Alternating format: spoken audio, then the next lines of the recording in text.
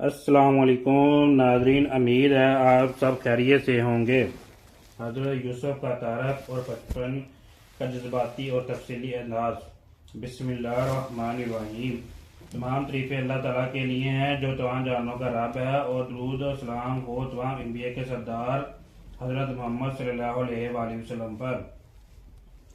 آج ہم اللہ کے ایک عظیم نبی، صبر، پاکیزگی، عفو، درگزر، اللہ پر کامل بھروسے کی بے مثال حضرت یوسف کی مبارک زندگی کی ابتدائی دور کا تذکرہ کریں گے۔ حضرت یوسف کی پوری زندگی آزمائشوں، صبر، امان اور اللہ کی مدد سے بری ہوئی ہے، اس لیے قرآن مجید میں ان کا واقعہ حسن القصص یعنی بہترین قصہ قرار دیا گیا ہے۔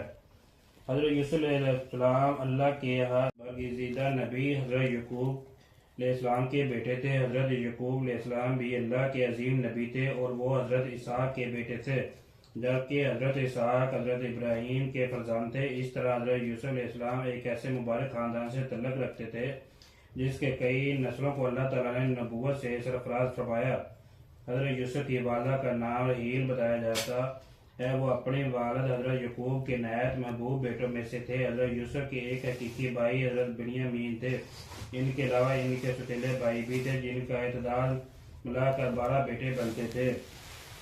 حضرت یوسف بچپن ہی سے نہایت خوبصورت، نرم دل، سچے، شریف اور بااخلاق تھے۔ اللہ تعالیٰ نے انہیں غیر معمولی حسن عطا فرمایا تھا، لیکن ان کی اصل عظمت صرف حسن میں نہیں تھی بلکہ نیکی، پاکیزہ کردار، عاجزی اور اللہ سے تعلق میں تھی۔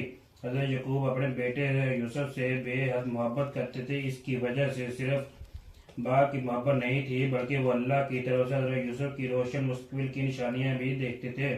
یہی محبت ان کے بعد بھائیوں کے دلوں میں حسد کا سبب بن گئی۔ ایک رات حضرت یوسف نے ایک حیرت انگیز خواب دیکھا۔ صبح ہوتے ہی وہ خوشی سے اپنے والد کے پاس گئے اور عرض کیا، ابا جان، میں نے خواب میں دیکھا کہ 11 ستارے، سورج اور چاند مجھے سجدہ کر رہے ہیں۔ حضرت یعقوب نے جب یہ خواب سنا تو فوراً سمجھ گئے کہ یہ ایک معمولی خواب نہیں بلکہ اللہ تعالیٰ کی طرف سے ایک عظیم بشارت ہے۔ انہوں نے محبت سے حضرت یوسف کو اپنے قریب کیا اور فرمایا کہ یہ خواب اپنے بھائیوں کو نہ بتانا، کیونکہ ممکن ہے وہ اصل میں آ کر تمہارے خلاف کوئی سازش کریں۔ حضرت یعقوب کی دور اندیشی تھی۔ وہ جانتے تھے کہ حسد انسان کو برے گناہوں تک لے جا سکتا ہے۔ ادھر حضرت یوسف کے بھائی یہ محسوس کرتے تھے کہ والد ان سے زیادہ یوسف اور بنیامین سے محبت کرتے ہیں۔ شیطان نے ان کے دلوں میں حسد اور ناراضگی کو بڑھایا، یہاں تک کہ وہ آپس میں بیٹھ کر حضرت یوسف کو راستے سے ہٹانے کی باتیں کرنے لگے۔